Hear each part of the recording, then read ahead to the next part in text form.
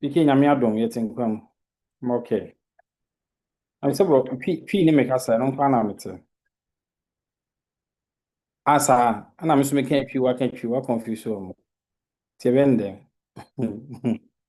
Anyway, so you were saying something. You said I'll throw a little bit light on what something. I didn't get that part of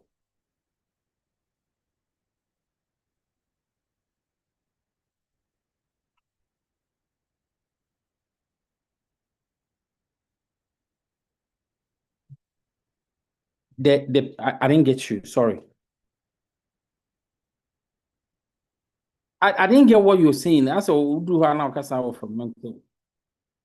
But me dana say me away. Lord, you say you are the best. No, honestly, I didn't get what you were saying. I was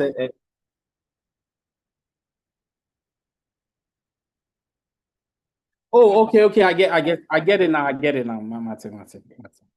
Initial, no, I was a little bit distracted. In see, maybe crowd share me na me sorry. So yeah, oh, Charlie, my bad New York, I'm on my semi through. Oh my God, I didn't know it's a bronze for. I didn't know it's a bronze for Sana, but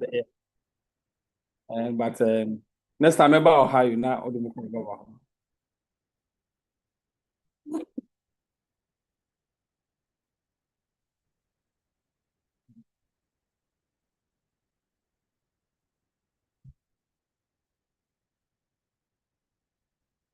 wow, wow, a selfish wish. My,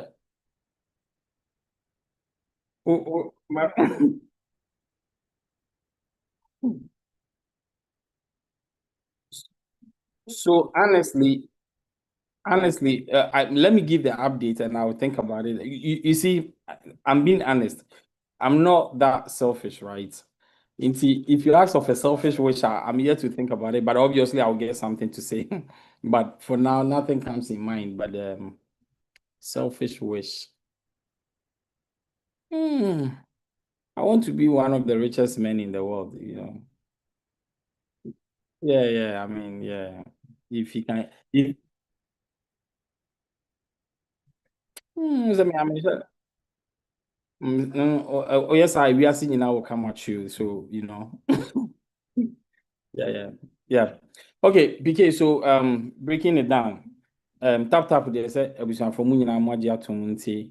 We are in your homes and we want to be part of the family. In Timu Amwaswa, you've not downloaded Tap Send. I will urge you say Munina Mon download na mun use code PK. Nessa or me. Now munya de mubenya nyina kama.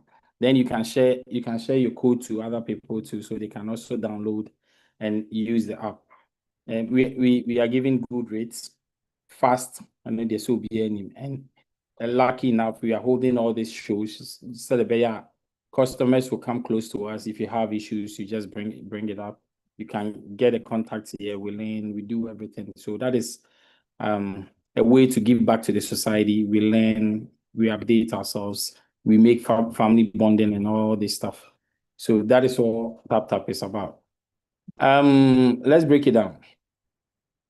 So we are trying to bring PK Mufanche Mami seconds.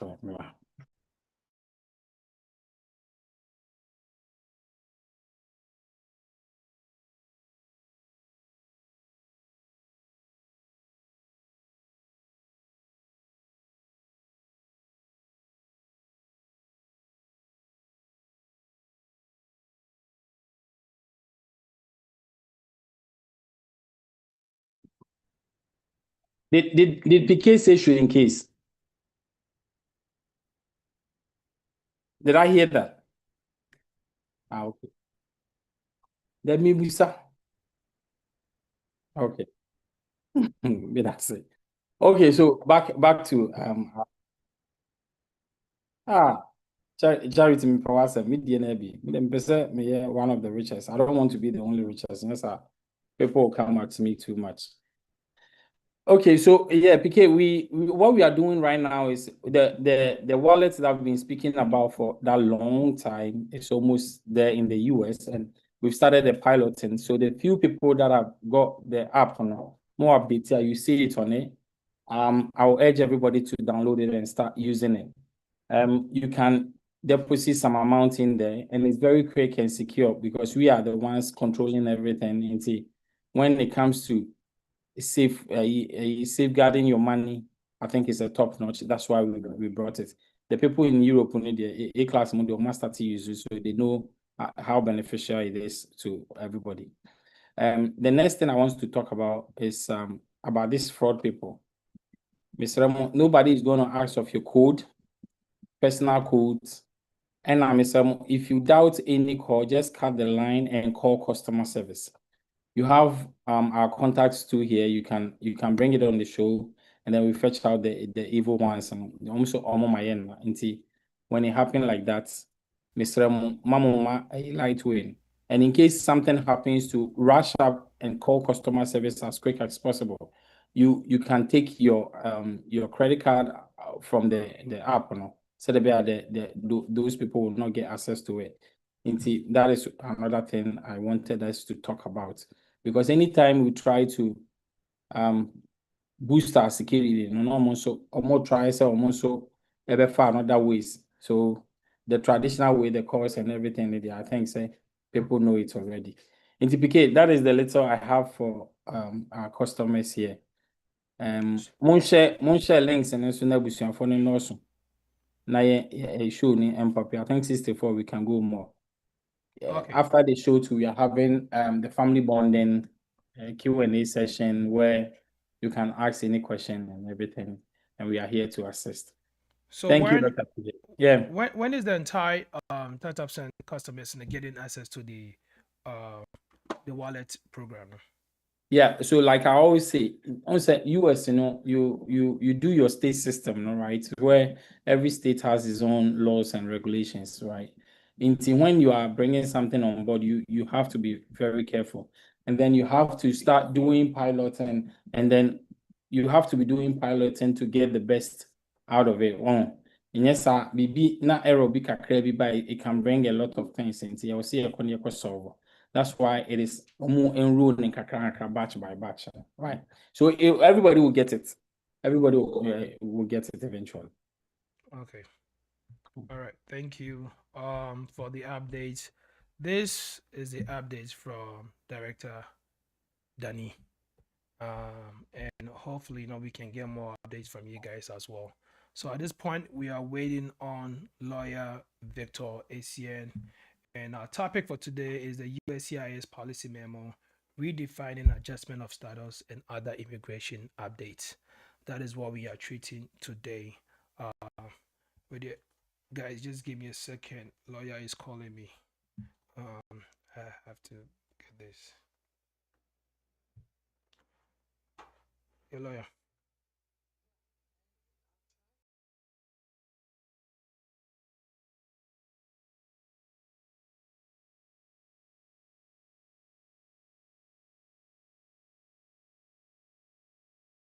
Yeah, P.KAY, but you can also give us your fair bit of Gini predictions. So Gini one question.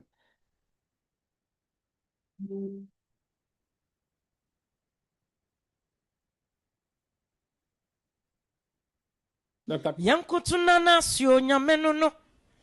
Yanana se wa maya tamfuati shoko. Hey, dia wa ne dia no. Wayama na yamenwanwa. Hey, wayama ne timwa. Atamfuati shoko.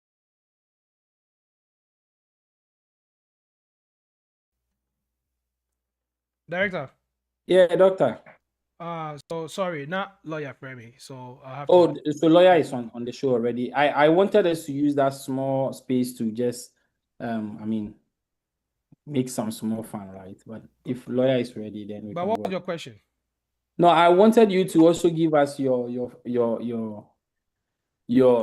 request from the genie. I think if I had a selfish wish from a genie, let me give you the tautology again. Should in case. Double quadrant drop, right? So actually the case, I'll tell you the secrets behind it after the show when we go on the other side. So quote unquote shooting case, right? I get that. I think my biggest wish would be to be the only one that has the remedy for cancer, Wow. to like cancer treatment. We written doctor. Doctor. But I can't is kapao. No, and that's the reason why I wanted to be the selfish person. I can't say the response right here openly, but if people, some people, and can be more free. If you must so bad, yeah, you chrome for it, then get be free, pa. But probably you only be you also be the only person sharing that cancer thing. Then they can ube control power. Why? That's Lord Casa now they are children. Why are you doing? Hey, you're born so I don't even wish that on my worst enemy. So I hope say could be a bit me and word, but that is why sure. that is my. I mean, recently it's escalating and it's too much. I mean, I think it's alarming. And we'll be treating that very soon. Cancer and sickle cell. Actually, next week we're supposed to be talking. You know, about I am cancer. very much interested in that sickle cell thing. Anytime baby, I mean, we pay attention, like we always get the doctors, but then last minute something happens and it's like they bail out. So, but next week this doctor said he might come to treat cancer or sickle cell. So I'm waiting to get feedback by tonight. If not, we might do part 2 with Lawyer Victor. I think Lawyer Victor is on right now. So he's on. Okay, thank you. Thank you very much, Director. And also those of you who have your questions in there for your Genius Wish, I will read all those questions for you. So if you already got it, then please keep bringing them. And please, I want to sign a disclaimer before, because exactly 1 hour from now the show will be over. By 7:15 we are done with the show. So with that being said, if you have any question while the lawyer keep going on with the updates, keep typing them in. Put your hands up quickly. So as soon as the lawyer is done with the update, we're going to start calling people. If you put your hands emoji up, hey, Charity Parker, you don't have patience. Let the lawyer finish it. But please, I know that the first person I'll be calling to speak today will be Charity Parker. So please stay tuned. And at this point, let's welcome Lawyer Victor ESSIEN, professor of law. And also, I think he's the only professor of law we have on the show. Lawyer, he's been alive with a good standing over 40 years.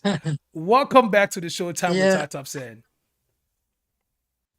Thank you very much. I'm happy to be back. Thank you. We're excited to have you. And Good. I must say, we know you are very super busy today, and we will not take much of your time because we have you till 7:15, which include the presentation and also the Q&A. So we will make it very, very swift, and also we would like for you to just take over and let us understand the USCIS updates and also redefining adjustment of status and other immigration updates. Over to you, Lawyer Victor ESSIEN. Thank you very much, P.K. We know that restrictive immigration policies have been the cornerstone of the second Trump term.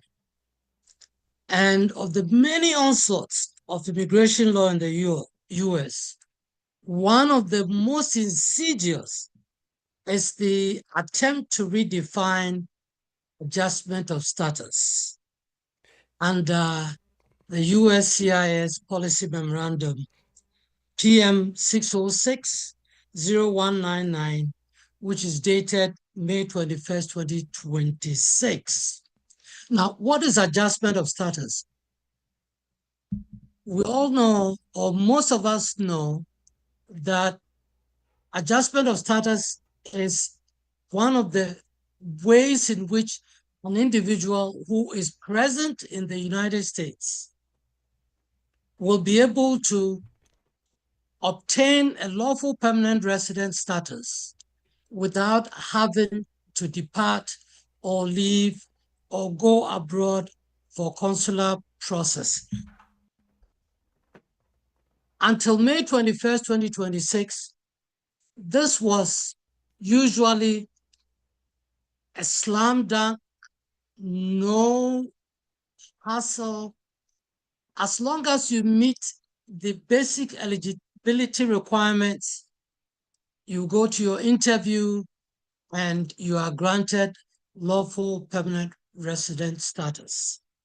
You would normally be someone who entered the United States with a visa, and whether the visa has expired or not, if you're married to a US citizen, you could adjust your status without any hassle. But on May 21st, the Trump administration decided to give a new meaning to adjustment of status.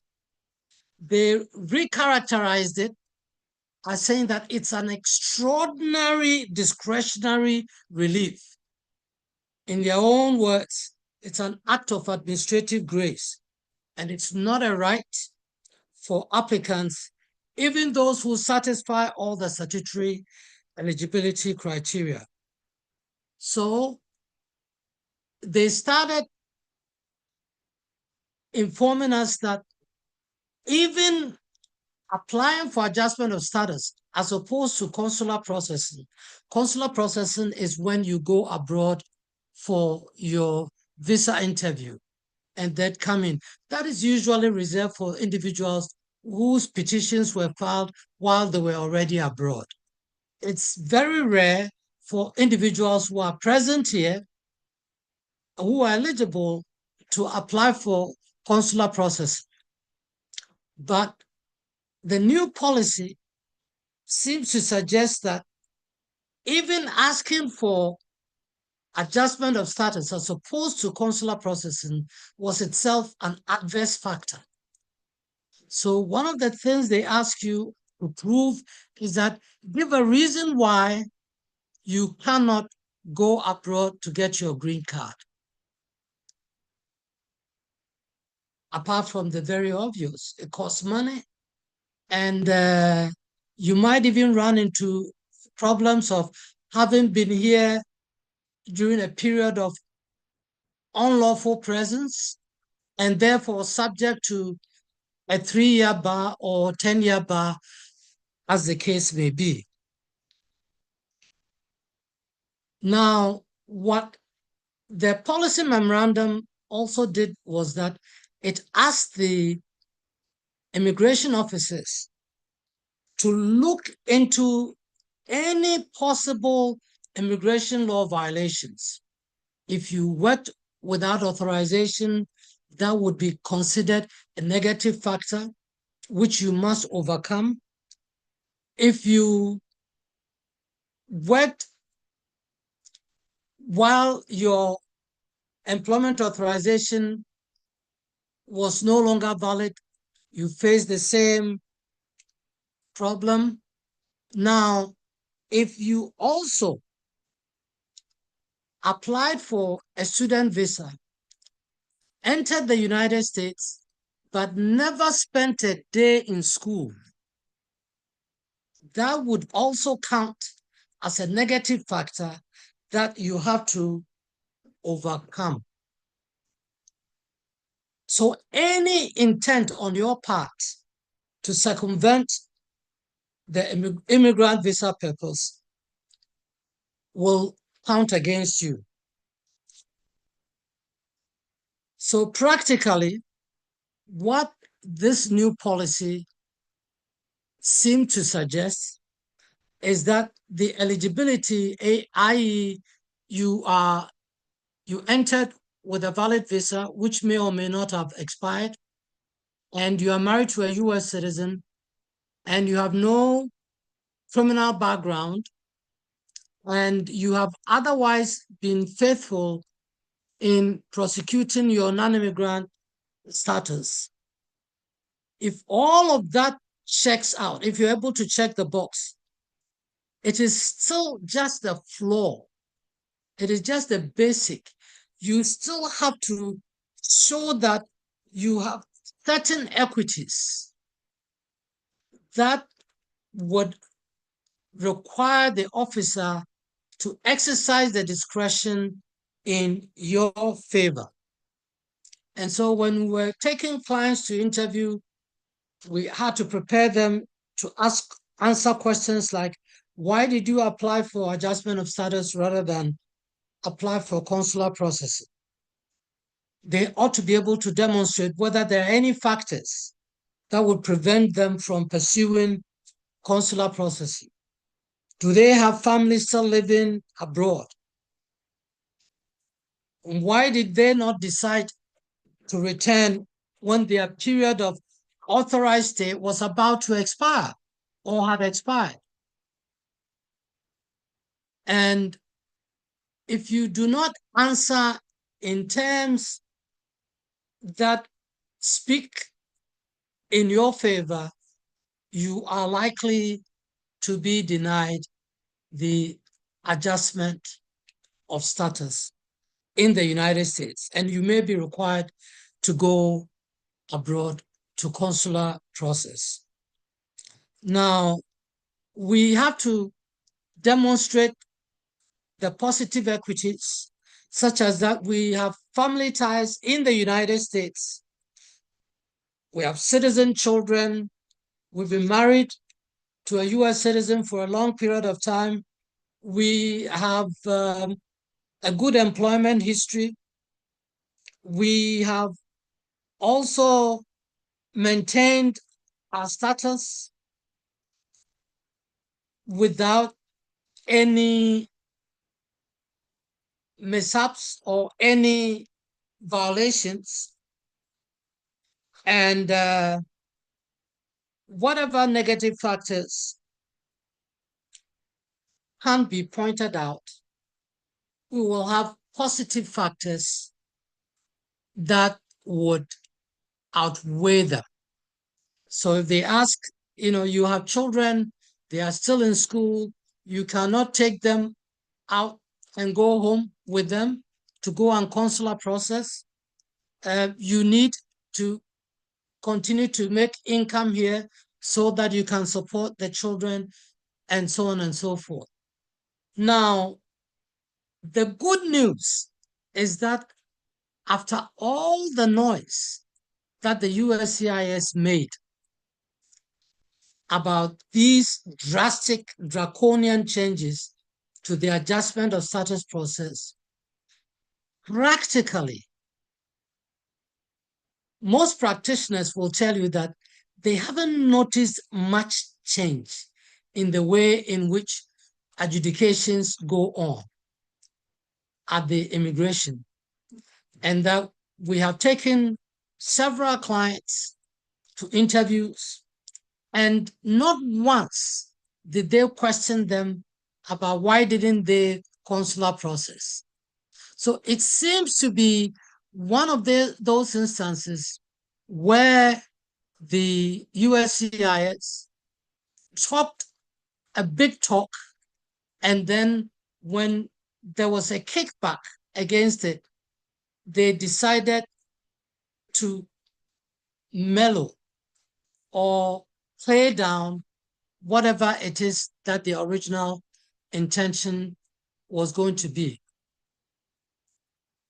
But it is important that we still bear that in mind, because other practitioners have reported that when their clients had a weak case, the adjudication officer has then lifted one of the issues about the adjustment of status, namely that it is not a right, but it's a matter of administrative grace to deny their cases, or at least to show an intent to deny their cases. So the basic point is that we should be mindful of this, but we should not be too fearful of this new policy memo on adjustment of status. And that more likely than not, with good preparation, you will be able to overcome whatever hurdles the USCIS may be seeking to impose on applicants. So that's it with that. The other thing that I'd like to mention, one of the other changes, is in the area of political asylum. Believe it or not, there are still a number of Ghanaians who apply for asylum in the United States. When a lot of noise was being made about LGBT and anti-gay rhetoric, a number of Ghanaians who claim to have been gays or those who favor the LGBT tradition filed claims for political asylum on the basis of the Ghana government's anti-LGBT rhetoric and an attempt to pass a law that sought to punish, including even in prison, those who practice the gay and lesbian traditions. Now, to do this, you still have to frame your case to satisfy the requirements of asylees or refugees under the 1951 UN Refugee Convention. Under the convention and the 1967 protocol, a refugee or an asylee is an individual who is outside their country of nationality and is unable or unwilling to return due to a well-founded fear of persecution based on race, religion, nationality, political opinion, or membership in a particular social group. Gay and lesbians have been, through the jurisprudence of asylum, they have been categorized as eligible for asylum as members of a particular social group. And therefore, if you were one of them, you could basically file for asylum, provided that you did that within the 1 year period when you arrived. And asylum can be either as a defense or defensive mechanism. You are placed in removal proceedings and then you invoke the asylum rules under the USCIS. Or alternatively, you could fight for an affirmative claim. You are not in deportation, but you are eligible because you have a well-founded fear of persecution if you were to be forced back to your country. So you file affirmatively for political asylum. Now, if your asylum claim is granted, then a year afterwards, you can file an application for adjustment of status. So that is a very viable way of obtaining a green card in the United States. However, one of the ways in which the Trump administration seeks to attack lawful immigration is by placing a hold on all refugee resettlement, except for white South Africans. And even some of the support systems that help refugees to rebuild their lives and contribute to their new communities across the US have been eliminated. In addition, even those who have passed their interviews and been granted refugee status were being reverted by the Trump administration. Luckily, on May 7, 2026, the United States District Court for the Northern District of California basically, it was actually June 5th. It held that the Trump administration's hold on asylum applications is discriminatory, unlawful, and unconstitutional, and that the government must resume processing asylum applications and benefits. And the USCIS has signified that it's going to abide by this court decision until it completes its review process. So here again, this is another example of where they blow very hot, and then when there's a kickback, they mellow and cool down.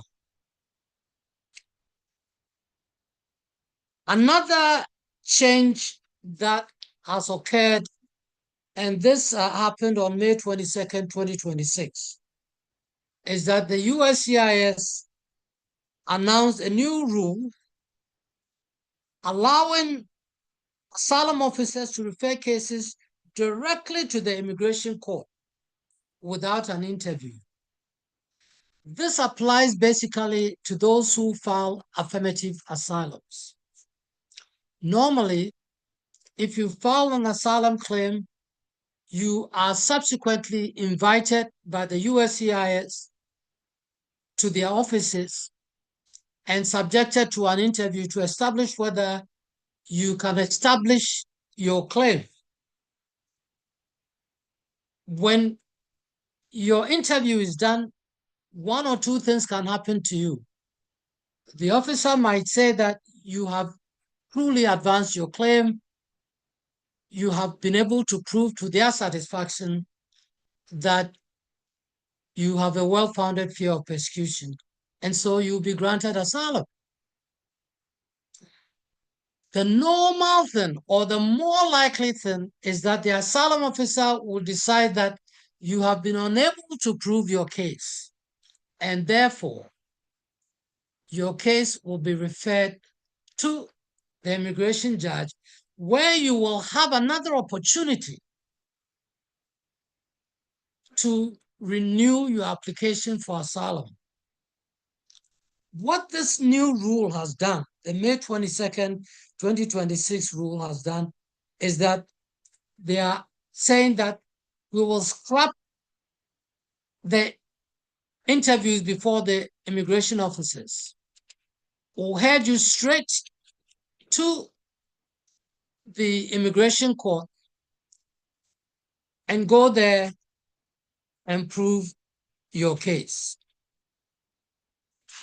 And that can be very distressful because it's more expensive, it's more frightening, and because the consequences are real. The failure to prove your case means that you will be placed in removal or you will be deported.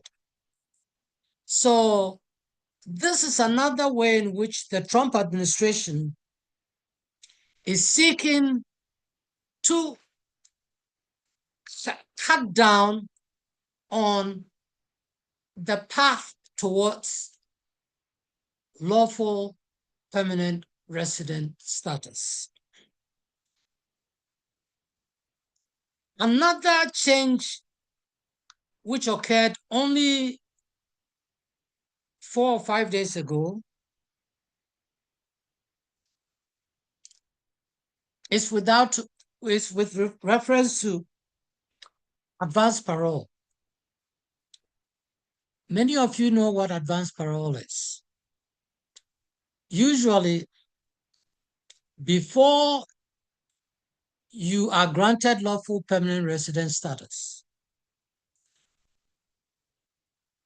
if you have put in an application for adjustment of status,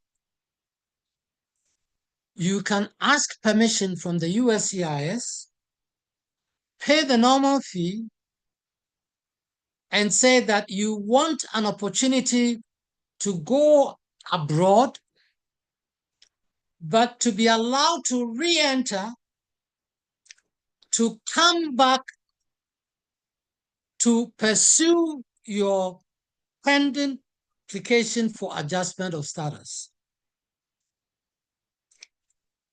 And until recently, it was a viable opportunity, although personally, I've always hated that. You know, when you are a client and we are almost there, we have filed the application, we're waiting for an interview, they always come up with the most ridiculous reason why they have to go home. Go home without first obtaining the green card. Their mother is sick, their father is sick, you know, all sorts of crazy ideas. But anyway, I always challenge them and never allow them, or make you sign that I told you not to go and you still went home. So that in the event that anything happens to you, it's on you, not on me. But what has happened is that the Board of Immigration Appeals has, as of August 13th, 2026, in the case called Matter of Del Carmen Lara, it has ruled that if you obtain advance parole to go home in circumstances where while you were here, you had accrued unlawful presence of 180 days or more, you lay yourself open to the 3-year or 10-year ban. I hope the point is clear. Whilst previously you could just go home and come back and continue the process of adjusting your status, now, the moment you leave the country, it is considered to be a departure, which will then have the immigration investigate whether while you were here and before you started the process for the application for adjustment of status, you had been living, your visa had expired for upwards of 180 days. If it's 180 days or less, you will be barred from entering the United States or adjusting your status for 3 years. If it is more than a year in unlawful presence, or while your visa had expired, you are barred for 10 years unless you can get a waiver. And so this is very, very important. And those of us who like to travel abroad while waiting for their green card interviews on advance parole, the door has been shut. Smart. No more advance paroles. So that is very, very important. And we have to bear that in mind. Another change that I would like to draw your attention to is that beginning or effective September 15, 2026, the United States Citizenship and Immigration Service has ended the duration of status category for student visas. Previously, when you applied for a student visa and you were granted your visa, they did not have a fixed period for your admission. You were granted a visa, an F1 visa or J1 visa for the duration of your status. So you can come in, finish your undergraduate, and then apply for a master's degree program and go ahead, and while remaining in status during the duration of status, you can go on without having to apply for an extension of your temporary stay. But what this new rule has done is that after September 15, 2026, if you apply for a student visa and you are granted the F1 or J1 visa, you will be given a fixed period, typically for a period of 4 years and 30 days, the grace period. And if you complete your bachelor's degree and you want to do a master's degree, you have to then file an application for an extension of your temporary stay.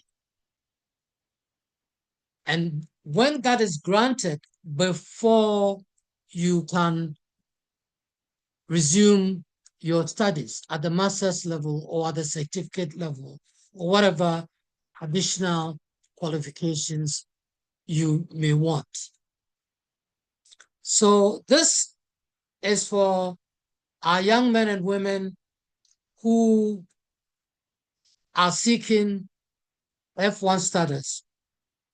Another way in which the Trump administration seeks to frustrate lawful immigration and lawful non-immigrant status in the United States. Well, finally on the changes, and this change actually took place on January 21st, 2026. I just want to remind you that the United States Department of State has paused all immigrant visa issuances to nationals of 75 countries, including Ghana, Nigeria, and a number of African countries. And the excuse is that immigrants from those countries have a high rate of collecting public assistance. And therefore, the State Department wants to review this tendency, and when satisfied or when they have been able to put in place strategies or policies to overcome this, then they will lift the pause and allow citizens of these countries to now enter the United States as immigrants.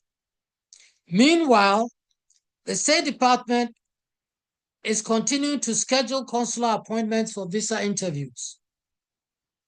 And they are receiving visa applications. The only thing is that when you are successful, you will still not be able to come. You will have to wait abroad until this pause or this ban of the 75 countries is lifted. And then the State Department starts issuing immigrant visas to citizens of this country. I think this may be a convenient point at which to break off with the changes and see if there are any questions that are agitating the minds of our viewers and listeners.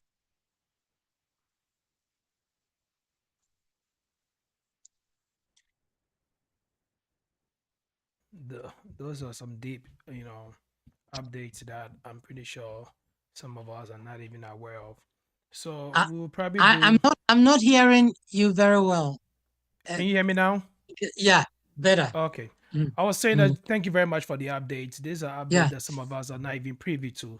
So we will start off by going with Charity Parker with your question. ladies and gentlemen, please let's be mindful that we have 25 minutes for the Q&A and also the wrap up. So let's try to be swift as much as possible with our questions.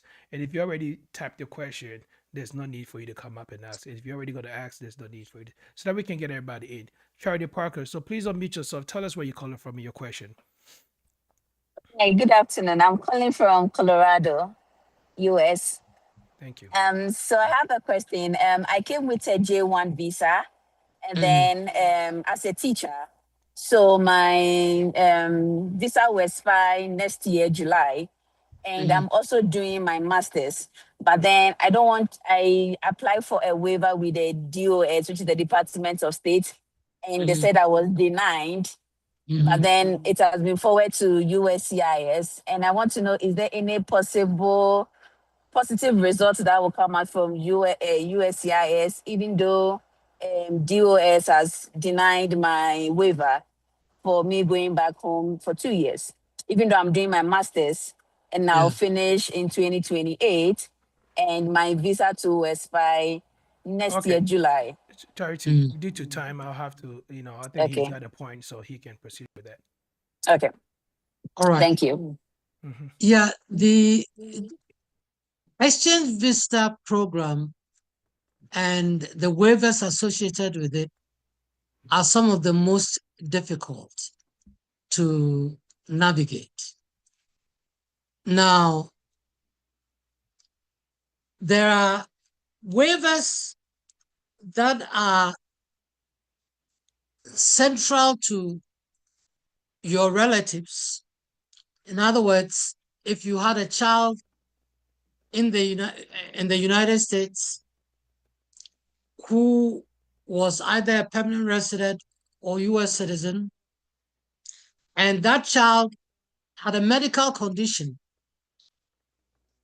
that would make it difficult for the child to return or to go to Ghana with you, then that could be a basis for a waiver. The other thing is you can seek permission from the forwarding institution that granted you the opportunity to come on the exchange program, and then also the receiving institution. That is also very, very difficult to obtain. And in your case, when the State Department has already put its foot down and said, no, we are not going to grant you a waiver, it is very unlikely that the USCIS would change that ruling, except you have this humanitarian issue, like a child or, a relative who is a US citizen and needs your presence here without the 2-year foreign residency requirement. So it's basically a hard nut to crack. Okay. All right. We're going to go to iPhone. iPhone, please unmute yourself. Tell us your name and where you're calling from.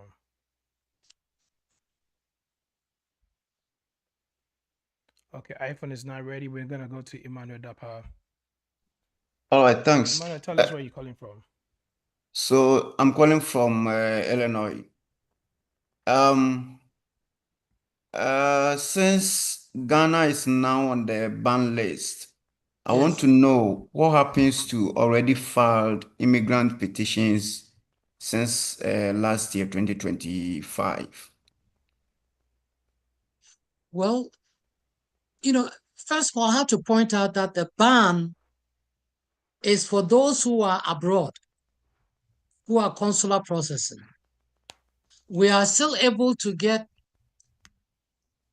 adjustment of status for Ghanaians who are in the United States. That's the first thing that I want to point out. But to answer your question, you will attend an interview but you will not be able to get the green card to enter the United States. You have to wait, and there are so many of them. So many of my clients are out there waiting and sweating it out until the ban is lifted. There have been a number of lawsuits and litigation seeking to get the courts to overturn it. But as of yesterday, none of the efforts so far has proven successful. Does that answer your question? All right. We're going to read some questions.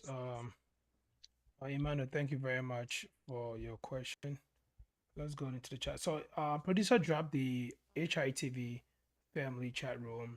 So, if you want to be a part of our family where we discuss topics and how the kind of things that we want to see on the show, please click on that link and join to be part of the chat room. Director, can you also drop the link to the Friends of Tatapsen where people want to be part of the Tatapsen family as well? So boy says, please keep to English. Some of us don't understand what you're saying when you switch from English. Well, initially the show was being, programming tree. We decided to blend it as much as possible. So bear with us as the show initially started, and then we decided to switch it up a little bit so that we all can be on board. Charity Parker says financial freedom, and that was to the genie question. If you should have a selfish wish for a genie, what would that be? And I'll ask the genie to make a healer of all diseases. That's from Simeon, and I agree with that. The next question that I have over here is coming from Gladstone. If my wife already has a visitor's visa, instead of her waiting for me to file an immigrant visa I-130, can she just come here as a visitor and we adjust the visa while she's here? And somebody responded, but I would like to hear from you. All right. Now, your wife already has a visitor's visa, and I assume that she's been here before and gone back home, right? She's used a visitor's visa before. Is that correct?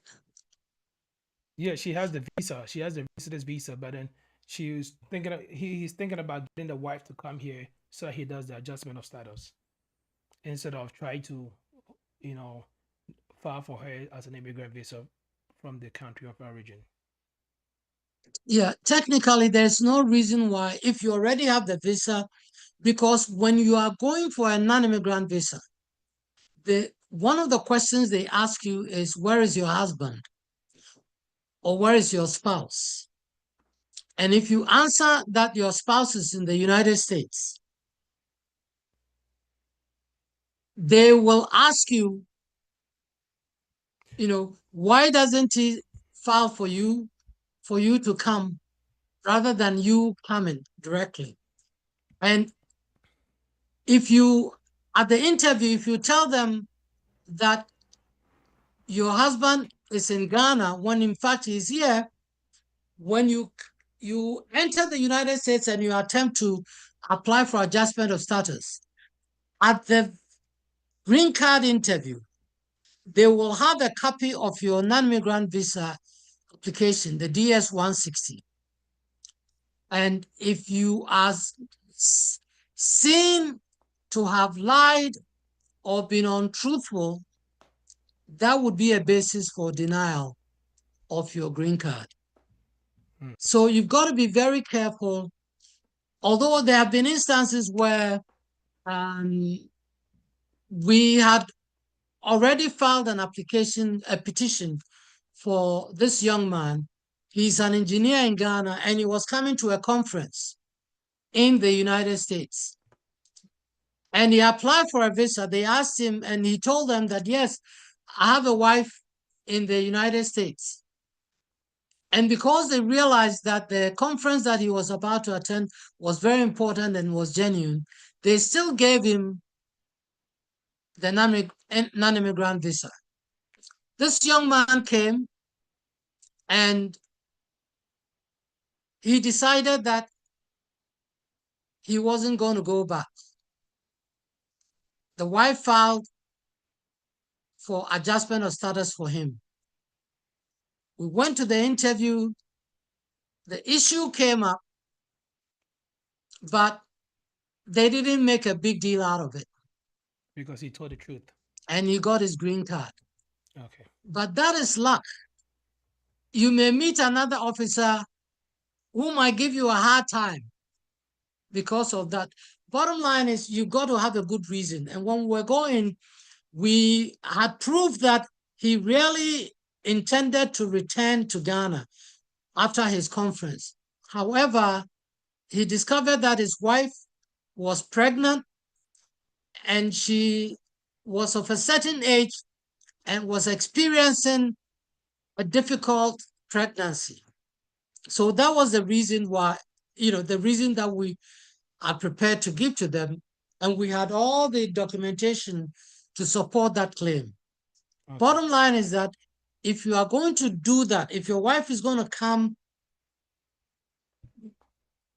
for you to file an adjustment of status for her, you must have well-documented reasons to overcome any query that you intended for your wife to come and adjust her status, Lawyer, and not to come on a visit. Time, we'll proceed with the next one. This is from Abraham.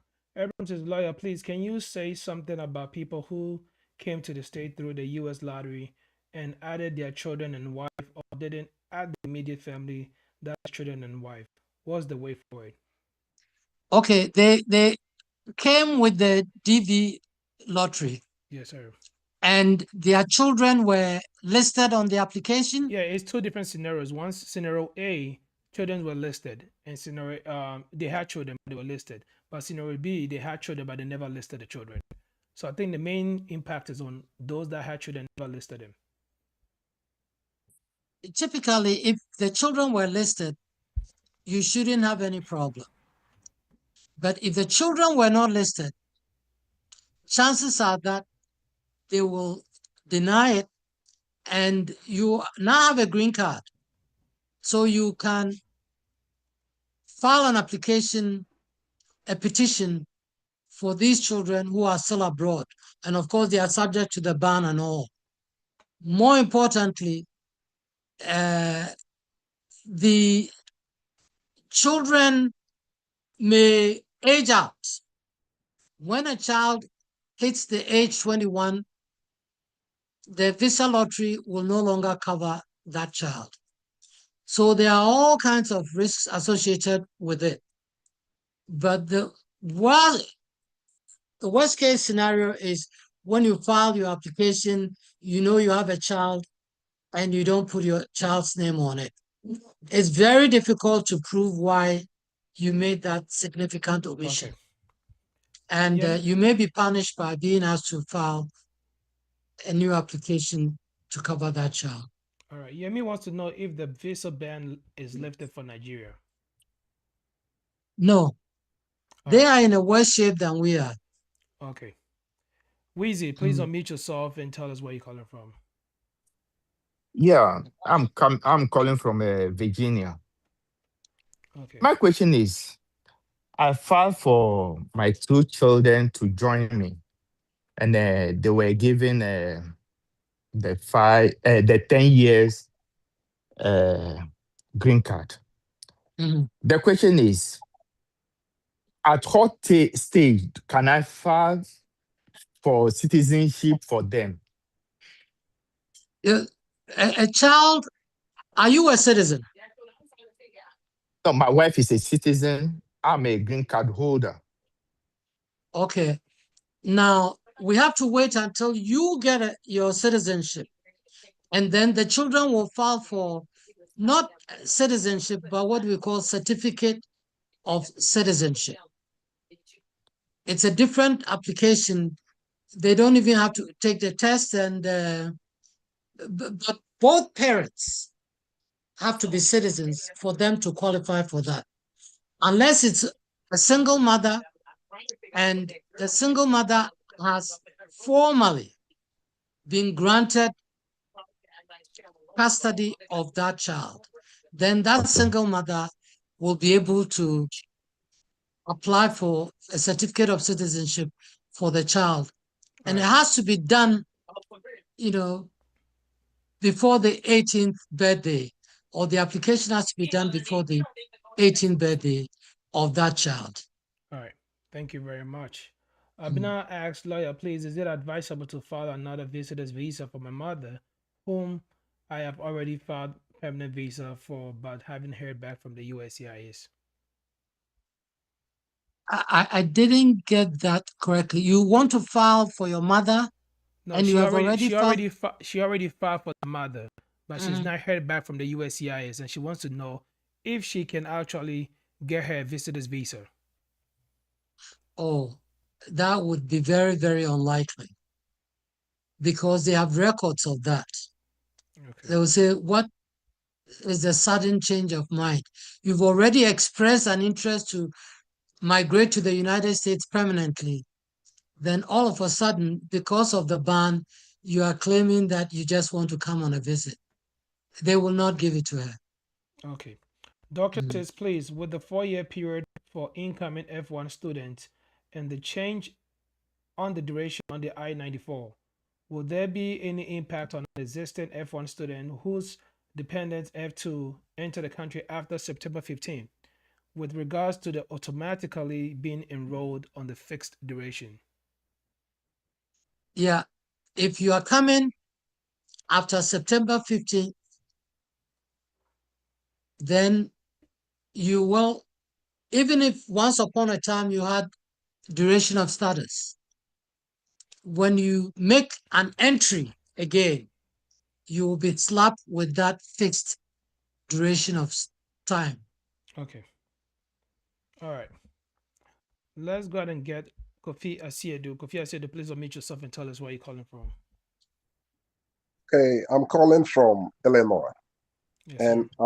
I'm an F1 student, and I've transferred to another school. I have my wife and my kids here with me as dependents, and I have a newborn baby too. So I want to know. Congratulations. Thank you very much. And my mom and my sisters are also here as citizens. So what are my chances of remaining in the States right here? Because I have nothing to go back to Ghana to do right now. It's like I want to remain here. So what are my chances? And you are married to a non-immigrant. Your wife is on F2. F2, yeah. And my son and daughter too. Kofi's and your very daughter bold, as well. Yeah. Well, this is what they call chain migration. But Kofi, it's you know that as long as your non-immigrant visa or your student visa is current, upon graduation, you can apply for an H-1B visa. Not that it's an easy process. You know that the H-1B visa these days, it's a lottery system. And basically, if your H-1B goes through, you have 6 years of increments of 3 years and 3 years to buy you time to find an employer who will be willing to sponsor you for a green card, an employment-based green card. And I suggest that you go through the H-1B process, because it will buy you time, since depending, of course, on your qualifications, getting an employment-based green card is usually a long proposition and a difficult proposition. But you have to really strategize and plan well. Okay. Your parents, if your mom, who is a U.S. citizen, files for you, it's going to take about 6-7 years. And more likely than not, your non-immigrant visa would have expired. Okay. And at that point, you will not be able to adjust your status. But if you are able to maintain your non-immigrant visa through the H-1B, your mom's application may mature. You know, it takes about, she's a US citizen, and even if you are married, she can still file for you. She can still petition for you. And it may take about 6 to 7 years, or maybe 8 years. And you have a project, and you have to seriously sit down to work out this type of project. Lawyer, we have 5 minutes left, so we're gonna spun through real quick. Maybe I really want to read your question, but your question is kind of incomplete. Maybe it means Kwaku. So just come again. Charity Parker, you already asked. So I'm gonna skip that. Bright Segla says, if you have always been and still in status, can you use your advance parole? Say it again. If you've always done what? If you've always been and still in status, can you use your advance parole? Yeah, you can, because you have no risk of being in unlawful status or unlawful presence. But, you know, being the cautious lawyer that I am, I still don't advise it. Okay. These rules can change In the absence. while you are abroad. Yep. I mean, the August 13th rule came down just like that. And it's going to affect individuals who have taken leave while they were of the view that they could come back without any hassle. So Okay. I think it's a facility, that is the advance parole, is a facility that you should very, very prudently and cautiously exercise. And I never really recommend it. All right. Wait until you go for your green card interview, get your green card, and then you can travel as often as you want, as long as you don't stay for more than 6 months at a time. All right. Dorcas, I was going to call you, but I realized you dropped your hands. I can't find you. If you still need to talk, put your hands up. You're going to be the last person I will call. Let me read this question. Nana says, if you're on OPT and you leave the country after 15 September, what can be some of the consequences if you try to return to the USA? Well, don't. If you're OPT, don't travel. Have you, what? First of all, I got to find out whether it's end of your program, OPT, or what kind of OPT is it? Okay, so lawyer, I'll advise that once we put your contact information out there, they can reach out to you personally and just get all those details taken care of. All okay. right, I'll take Good. one. I will take 2 more questions, and after that, we're gonna go to Dorcas as the last caller. FA says, I recently completed my PhD, and my I-20 will expire in 2027. Will I be able to remain in the USA and apply for NIW? Your PhD, you completed your PhD.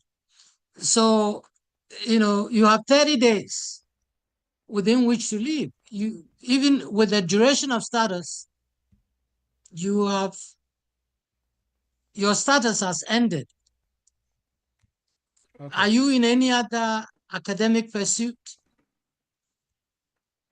Typically, if you are done with your PhD, then that's it. All right. Are you looking for employment with your PhD? Are you looking for an H-1B visa? Are you looking for an employment-based green card? Are you looking for national interest waiver? normally, somebody with a PhD, depending on your circumstances, you may have the qualifications that, would satisfy the rigorous requirements for a national interest waiver application. And national interest waiver doesn't always require an employer. So you could self-petition and go through. So talk to a lawyer about your situation, and but don't assume that you can remain after your PhD. Okay. The more likely scenario is that you have a short period of time to lawyer, your time is up, so we would like to take one more question and one more call. So our last question sounds good. It's going to come from David Ohina Santi, and our call will come from Dorcas.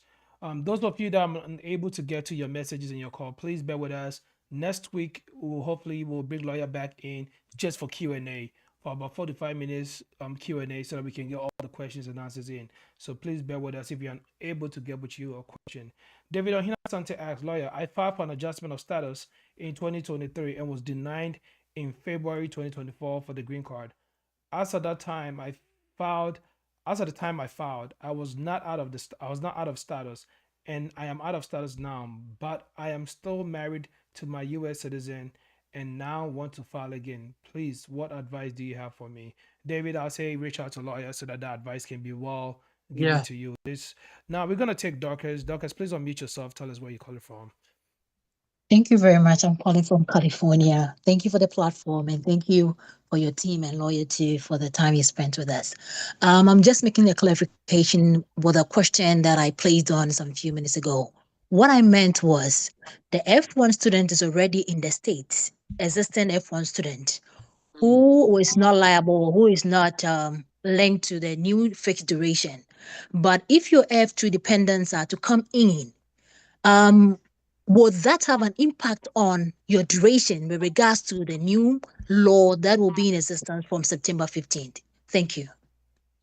Yeah, I think that you are already here and you have applied for the F2 for your spouse and children.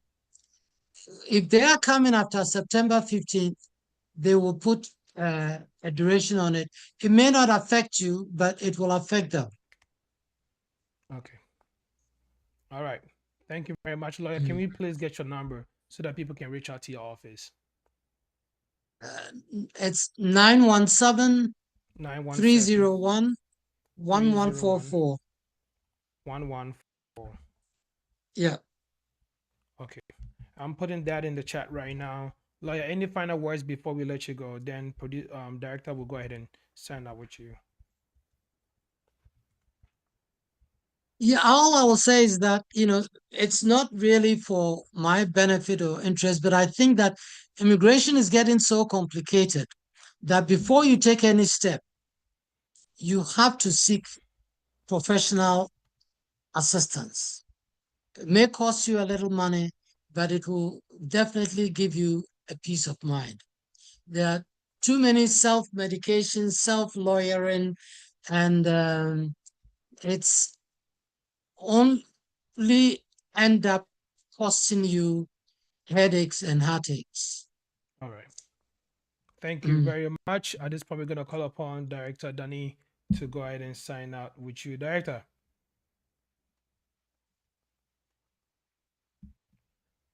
If Director Danny, P.KAY. Yeah, go ahead. To sign out, lawyer, for us. Yeah, lawyer. I mean, lawyer, we can't say thank you enough for today. I think it was a great show. We peaked at around 140. That means it was very interesting, and we thank you very much. Hope to hear from you soon, P.KAY. I think maybe there should be another version of it, right? Yes. Hopefully, lawyer agreed to come back for part 2. So far as we made his timeline for he's supposed to leave today, so he's gonna come back for part 2 hopefully next week, and we can run it up over there. Yeah. It's pretty much gonna be more or less like a Q&A because he's already given us all the updates. Yeah. But thank you very much for the sign-up message. And lawyer, we want to say thank you very much for your time. We know you have to be somewhere You're else, most welcome. and we're not gonna hold you back because we want you back next week. Because once we waste your time, getting you back is gonna be difficult. But I'm pretty sure those of us who were not able to get our questions in truly understand, and they are very tolerant of the time as well. So hopefully next week everyone will get a chance for a good 45 minutes just Q&A with you. God bless you for all you do for us. On behalf of HIT and Startups, and I want to say thank you very much for spending time with us. Thank you. You're welcome. Welcome. Thank you. Take care. This is lawyer Victor ESSIEN. He's a professor at law and also a practicing lawyer with over 40 years of experience, and he has given us all the great stuff. Again, his number is in the chat. If you don't have the number, please reach out. His number is 917-301-1144. Those of you who are on Facebook, HITV and Tatapsen Ghana, as well as YouTube HITV. The number again is 917-301-1144. Please reach out to lawyer Victor ESSIEN and talk to him about all your needs concerning immigration. My name is Dr. P.KAY, and I was accompanied by my producer numero uno, Nana Lord, as well as Director Danny, Director A-Class, Uncle Jimmy, and the rest. At this point, this is where we draw the curtains when it comes to our live section. We're going to hand over to Uncle Jimmy and the ambassadors to talk to you about startups and focus. Any issues or concerns that you have with your startups and app, they will be very ready to walk you through that process as well. God bless you all. See you guys next week. Same time right here on HITV on the most authoritative and anticipated show, Time with Startups. And we serve the community with the best as always. God bless you all. See you guys